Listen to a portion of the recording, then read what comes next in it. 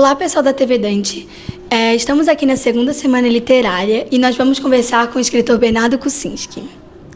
Olá, Bernardo, tudo bem com o senhor? O senhor trabalhou como jornalista, universitário, professor e como autor. Como essas três atividades se relacionam entre elas? Bom, começando pelo fim, eu virei escritor tardiamente, só depois que eu me aposentei.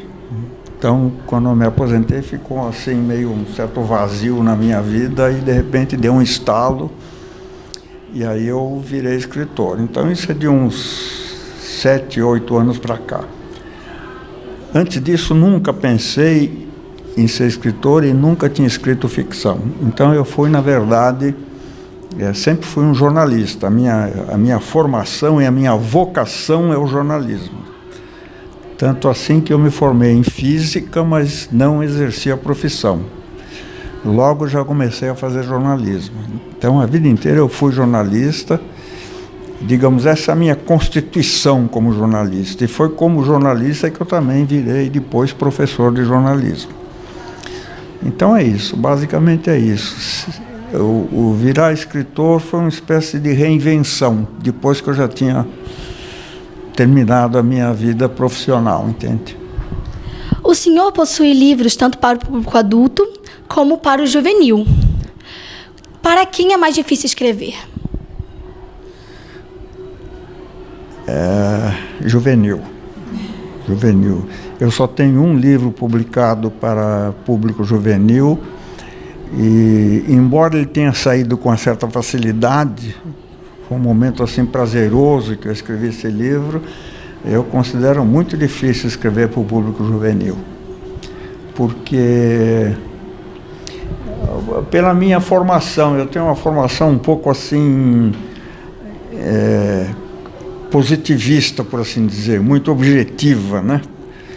E a literatura juvenil e infantil, ela é uma literatura que requer trabalhar com a imaginação, com a fantasia, e para mim isso não é muito fácil, entende?